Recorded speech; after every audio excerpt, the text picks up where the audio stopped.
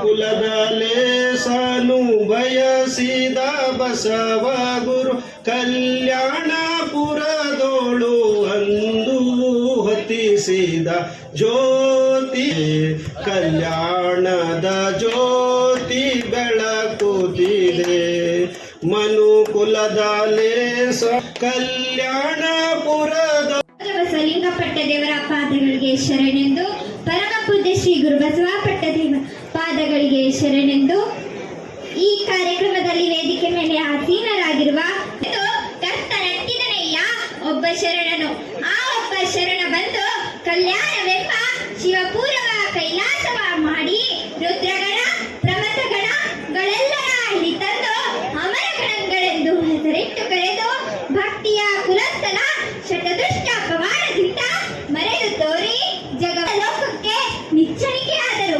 ಆ ಶಿವಶರಣ ಮನೆಯೊಳಗಿಪ್ಪ ಶಿವಗಣಗಳ ಚಿಂತನೆಯ ಕಂಡು ಎನ್ನ ಮನ ಒಬ್ಬಿ ಕೊಬ್ಬಿ ಓಲಾಡುತ್ತಿದ್ದೆನಯ್ಯ. ನಮ್ಮ ಗುಹೇಶ್ವರ ಶರಣ ಸಂಗನ ಬಸವಣ್ಣನ ದಾಸೋಹಗಣವ ಏನೆಂದೆನ್ನಬಹುದು ನೋಡ ಸಿದ್ದರಾಮಯ್ಯ. ಅವ್ರು ದಲಿತರು ಇರ್ತಾರೆ, ಅವ್ರ ನೆರಳು ಸುದ್ನಕ್ಕೆ ಹಿಂಗೆ ಯಾರ ಮೇಲೆ ಬೀಳ್ಬಾರ್ದು. ಆಗವ ನೋಡ್ತಾನ ಅಲ್ಲೊಂದು ಮನೆಗೂ ರುದ್ರಾಭಿಷೇಕನೂ ನಡೀತಾ ಇರ್ತದು. ಆಗದು ಶಬ್ದ ಎಲ್ಲ ಕೇಳಿ ಎಷ್ಟು ಚಂದದ ಅಂತ ಕಿಟಕಿಗೆ ನೋಡ್ತಾ ಇರ್ತಾನೆ. ಆಗ ಒಳಗಿಂದ ಒಬ್ಬ ಪೂಜಾರಿ ಏನ್ ಮಾಡ್ತಾನೆ, ಇವ ದಲಿತ ಹುಡುಗ ನೋಡ್ತಾನಂತೂ ಎಲ್ಲೇ ಮುಂಡದೆ ಚೀರ್ತಾನೆ. ಹಾಗೂ ಒಳಗಿನವರೆಲ್ಲ ಓಡಿ ಬರ್ತಾರೆ ಹೊರಗೆ. ಏನಾಗ್ಯದ ಅಂತ ಕೇಳಿದಾಗ ಅವ ಪೂಜಾರಿ ಅಂತಾನ, ಇಲ್ಲೊಬ್ಬ ದಲಿತ ಹುಡುಗ ಬಂದು ನಮ್ದು ಮಂತ್ರ ಶಕ್ತಿಗಳೆಲ್ಲ ಕೇಳಿ ಅಶುದ್ಧ ಮಾಡ್ಯಾರ.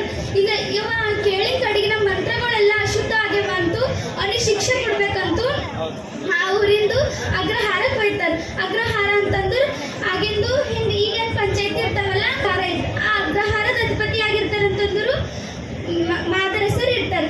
ಆಗ ಮಾದರಸರ ಅಷ್ಟಾಗಿ ಅಲ್ಲಿಂದ ಒಬ್ಬ ದೂತ ಹೊಡ್ಕೋತ ಬಂದು ಮಾದರಸರೇ ನಿಮಗೆ ಪುತ್ರ ಜನನವಾಗಿದೆ ಅಂತ ಹೇಳ್ತಾರೆ. ಹಾಗೂ ಮಾದರಸರಂತರ ನನ್ನ ಪುತ್ರ ಜನನ ಆಗ್ಯದ ಅಂತಂದ್ರೆ ಇಂಥ ಶುಭ ಕಾರ್ಯದಾಗೂ ಈ ದಲಿತ ಹುಡುಗ ಯಾಕೆ ಶಿಕ್ಷೆ ಕೊಡ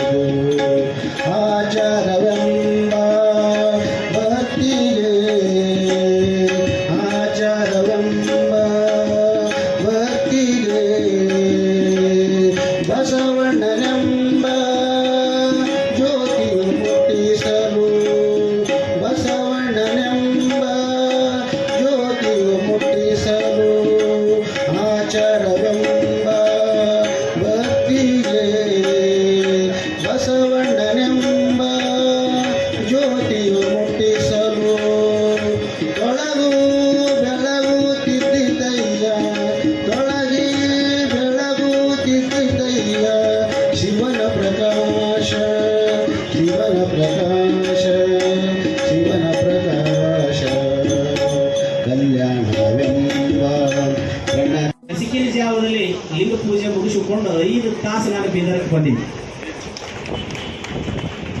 ಬಹಳ ಸಂತೋಷ. ಸ್ವಾಮಿಗಳ ಜೀವನನೇ ಅಡ್ಡಾಡೋದು ಇನ್ನೂ ಹೆಚ್ಚಿನ ಸಂಖ್ಯೆಯಲ್ಲಿ ಜನ ಕೂಡ್ಲಿಲ್ಲಲ್ಲ ಅನ್ನೋದು ಒಂದು ಕೊರಗೆ ಇಷ್ಟೇ ನನಗೆ.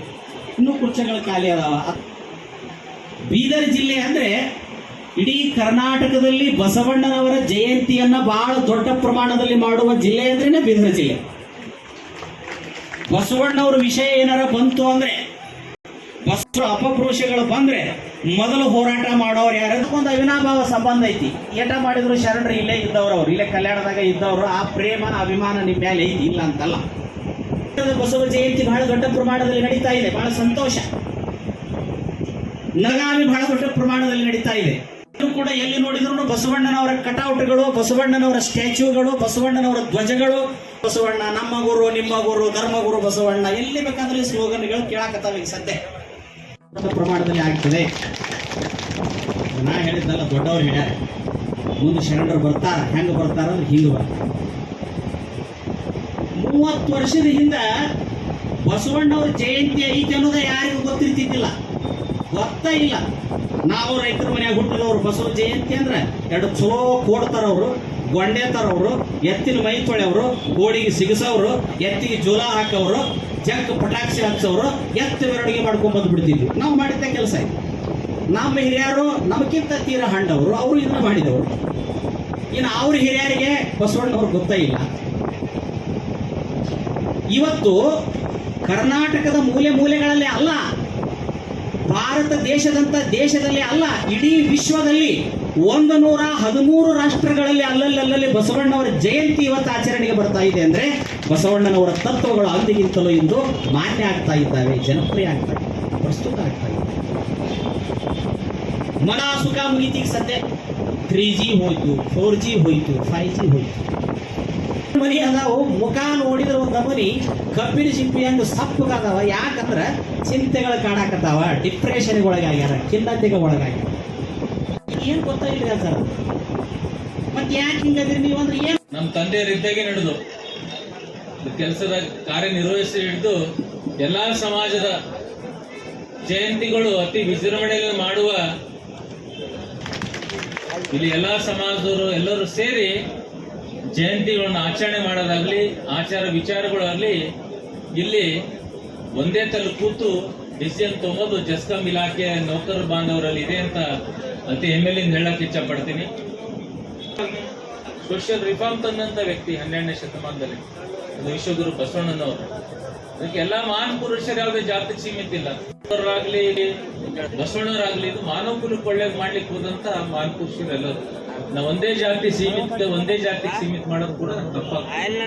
ಅವ್ರ ಆದರ್ಶಗಳು ಪಾಲನೆ ಮಾಡೋದು, ಜೀವನ ಅಳಿಸ್ಕೊಳ್ಳೋದು, ಇದು ಬಹಳ ಮುಖ್ಯ ಅದ. ನಾವು ಕೂಡ ಬಹಳ ಪುಣ್ಯವಂತ. ಯಾಕಂದ್ರೆ ನಾನಾಗ್ಲಿ, ರಹೀಮ್ ಖಾನ್ ಆಗ್ಲಿ, ಜಸ್ಕಂ ದೇ ಒಂದು ಏನಂತಾರ, ಜಸ್ಕಂ ಬ್ರ್ಯಾಂಡ್ ಇಬ್ಬರು.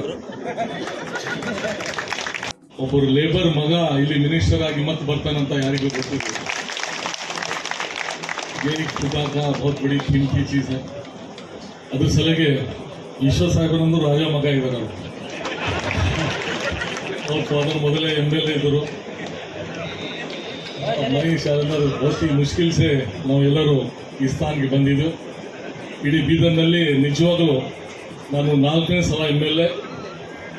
ಯಾವುದು ಭೇದ ಭಾವ ಇಲ್ಲ. ಬಸವಣ್ಣ ಅವ್ರದ್ದು ಏನು ವಚನ ಇದೆ ಅದ್ರ ಮೇಲೆ ನಾನು ಸ್ವಲ್ಪ ಫಾಲೋ ಮಾಡ್ತೀನಿ. ನಿಜವಾಗ್ಲೂ ಎಷ್ಟು ಹೇಳಿದ್ರು ಕಡಿಮೆ ಇದೆ, ತಮ್ಮೆಲ್ಲರಿಗೂ ಗೊತ್ತಿದೆ. ಆ ವಚನಲ್ಲಿ ತುಂಬ ಇಂಪಾರ್ಟೆನ್ಸ್ ಕೊಟ್ಟಿದ್ದಾರೆ. ಬಸವಣ್ಣ ರೆಸೊಲ್ಯೂಷನ್ ಯಾಕೆ ಮಾಡಿದ್ದಾರೆ, ಯಾಕೆ ಚೇಂಜ್ ಆಗಿದ್ದಾರೆ, ಅದೆಲ್ಲ ಒಂದು ಸ್ಮಾಲ್ ಎಕ್ಸಾಂಪಲ್ ಕೊಟ್ಟು ನಾನು ಮುಗಿಸ್ಬಿಡ್ತೇನೆ. ಇದು ಬೀದರ್ ಡಿಸ್ಟಿಕ್, ಬಸವಣ್ಣ ಅವ್ರದ್ದು ಧರ್ತಿ ಇದೆ. ಇಲ್ಲಿ ತುಂಬ ಈಕ್ವಾಲಿಟಿ, ಯಾವುದು ಭೇದ ಭಾವ ಇರಬಾರ್ದು, ಯಾವ ಜಾತಿ ಇರಬಾರ್ದು. ನಾನು ಮಕ್ಕ ಮದೀನಾ ಹೋಗಿದ್ದೇನೆ, ಅಲ್ಲಿ ಇಷ್ಟು ಪ್ಯೂರಿಟಿ ಇದೆ. ನಮಗೆ ಹೇಳ್ತಾರೆ, ನಮಗೆ ನೀವೆಲ್ಲ ಡೂಪ್ಲಿಕೇಟ್ ಇದ್ದೀರಿ ಅಂತ. ಮಾಡೋದಕ್ಕಾಗಿ ಈಗ ಸಚಿವರಾಗಿದ್ದಾರೆ, ಅವರಿಗೆ ಜೋರಾದ ಚಪ್ಪಾಳೆ. ಸಾಬ್ ದುವಾ भी है और खवा भी है और शिवा भी है. सब उनका एक टावर भी है, साहब के पास पावर भी है. आज तारीख 20-8-9 ಸಾಹೇಬರು ಮಾತಾಡಿದ್ರೆ ಹಿಮ್ಮತ್ತು, ಎಲ್ಲರಿಗೆ ಕಿಮ್ಮತ್ತು. ನಿಮ್ಮ ಪ್ರೀತಿಯ ಚಪ್ಪಾಳೆ ಅವರಿಗೆ ಸವಲತ್ತು. ನೇರವಾಗಿ ಈಗ ಸನ್ಮಾನ್ಯ ಈಶ್ವರ್ ಖಂಡೆ ಸಾಹಿತ್ಯ ಕೊಟ್ಟಿದ್ದಾರೆ. ಸಾಮಾಜಿಕ ನ್ಯಾಯ ಇಡೀ ಜಗತ್ತಿಗೆ ಕೊಟ್ಟಂತದ್ದು ಬಸವ ತತ್ವ. ಲಿಂಗಾಯತ ವೀರಶೈವ ಸಮುದಾಯ ಅಂತ ಬಹಳ ಹೆಮ್ಮೆಯಿಂದ ನಾವೆಲ್ಲ ಹೇಳ್ಬೋದು. ಇಡೀ ಜಗತ್ತಿಗೆ ಕೊಟ್ಟದ್ದು ಸರ್ವರಿಗೂ ಸಮಬಾಳು, ಸರ್ವರಿಗೂ ಸಮಪಾಲು. ಅಸ್ಪೃಶ್ಯತೆ ವಿರುದ್ಧ ಹೋರಾಟ ಮಾಡ್ತಾರೆ, ಮೌಢ್ಯತೆ ವಿರುದ್ಧ ಹೋರಾಟ ಮಾಡ್ತಾರೆ, ಕಂದಾಚಾರದ ವಿರುದ್ಧ ಹೋರಾಟ ಮಾಡ್ತಾರೆ, ಮಹಿಳೆಯರಿಗೆ ಸ್ವಾತಂತ್ರ್ಯ ಕೊಡ್ತಾರೆ. ಕೊಟ್ಟು ಕಾಯಕವೇ ಕೈಲಾಸ, ದೈವೇ ಧರ್ಮದ ಮೂಲವಯ್ಯ, ಇವನಾರು ಎಂದೆನಿಸಿದರಿಯ ನಮ್ಮ ಮನೆ ನಿಲ್ಲಿಸಯ್ಯ ಅನ್ನುವಂಥ ಮಾತನ್ನು ಹೇಳ್ತಾರೆ. ನನಗಿಂತ ಕಿರಿಯರಿಲ್ಲ, ಶುಭಕ್ತರಿಗಿಂತ ಹಿರಿಯರಿಲ್ಲ ಅನ್ನುವಂಥ ಮಾತನ್ನು ಹೇಳಿ ವಚನದಲ್ಲಿ ಎಲ್ಲವೂ ಇದೆ. ಒಂದು ವಚನದಲ್ಲಿ ಸ್ವಲ್ಪ ಅಳವಡಿಸಿದ್ರೆ ಬಹಳ ಬದಲಾವಣೆ ಆಗ್ತದೆ. ಯಾವುದದು? ಸಪ್ತಸೂತ್ರ. ಕಳಬೇಡ, ಕೊಲಬೇಡ, ಹುಸಿಯ ನುಡಿಯಲು ಬೇಡ, ಮುನಿಯಬೇಡ, ಅನ್ಯರಿಗೆ ಅಸಹ್ಯ ಪಡಬೇಡ, ತನ್ನ ಬಂಡಿಸಬೇಡ, ಇದರ ಹಲಿಯಲು ಬೇಡ. ಇದೇ ಅಂತರಂಗ ಶುದ್ಧಿ, ಇದೇ ಬಹಿರಂಗ ಶುದ್ಧಿ, ಇದೇ ನಮ್ಮ ಕೂಡಲ ಸಂಗಮ ದೇವರ ನೊಲಿಸುವ ಪರಿ. ಹೇಳ್ತೇವೆ, ನಾನು ಹೇಳ್ತೇನೆ. ಭಾಳ ನಡೆದು ಏನ್ರಿ ನಡೆದಾಯ್ತದ ಇವತ್ತಿನ ಕಾಲದಾಗ ಭಾಳ ಕಷ್ಟ ಅದಪ್ಪ ನಮಗೆಲ್ಲ ಸೇರಿಸ್ಕೊಂಡೆ. ನಡೆಯೋದು ಭಾಳ ಕಠಿಣ ಅದ. ನುಡಿದಂತ ನಡೆ ಈ ಜನ್ಮ ಕಡೆ. ನುಡಿದಂತೆ ನಡೆಯೋದು ಕಷ್ಟ ಇದೆ. ರಾಜಕಾರಣಿಗಳಿಗೂ ಕಷ್ಟ ಇದೆ, ಅಧಿಕಾರಿಗಳಿಗೂ ಕಷ್ಟ ಇದೆ. ಸ್ವಲ್ಪ ನಡೀಲಿಕ್ಕೆ ಪ್ರಯತ್ನ ಮಾಡಬೇಕು. ಇವತ್ತೇನಾಗಿದೆ, ಯಾರಿಗೂ ಇವತ್ತು ಹಿಂಗೆ ಮಾಡಿ ಹೀಗೆ ಮಾಡ್ಕೊಳ್ಳೋದು ಯಾರು ಲೆಕ್ಕ ಹಾಕಬಾರ್ದು. ಅದು ಪಾಪ. ಏನೋ ನಿಮಗೆ ಪ್ರೀತಿಯಿಂದ ಗೌರವ ಕೊಡ್ತಾರೆ, ಗೌರವ ಮಾಡ್ತಾರೆ. ನಿಮಗೆ ಇವತ್ತಿನ ದಿವಸ ಕೆಲಸ ಮಾಡಿದ್ದೀರಿ ಅಂತ ಯಾರಿಗೆ ಹೇಳಿದರೆ ಅದು ಪರವಾಗಿಲ್ಲ. ಇವತ್ತು ಆ ರೀತಿಯಲ್ಲಿ ಇವತ್ತು ನಾವು ಬಸವಣ್ಣರ ಜಯಂತಿ ಮಾಡ್ತಾ ಇದ್ದೀವಿ ಅಂದರೆ ಇವತ್ತೇನು ಸಮಾಜದಲ್ಲಿ ಸಮಾಜ ಹೊಡೆಯುವಂಥ ಶಕ್ತಿಗಳಿದ್ದಾವೆ, ಅದಕ್ಕೆ ಬಿಡಬಾರ್ದು. ಸಾಮರಸ್ಯ ಎಲ್ಲರಿಗೂ ವೇದಿಕೆ ಮೇಲೆ ಹಾಗೂ ಮೂವರಿಂದ ಎಲ್ಲರಿಗೂ ಜಯಂತ್ಸೋತ್ಸವ ಆರ್ಥಿಕ ಶುಭಾಶಯವನ್ನು ಕೋರಿ ನನ್ನನ್ನು ಕರೆಸಿ ಸನ್ಮಾನಿಸಿದ್ದಕ್ಕೆ ತಮಗೆಲ್ಲರಿಗೂ ಒಂದು ಸೇರಿ ನಾನು ಮಾತು ಮುಗಿಸ್ತೀನಿ. ಜೈ ಹಿಂದ್, ಜೈ ಕರ್ನಾಟಕ. ಆಚಾರ ಉತ್ಸವ ಅಲ್ಲ,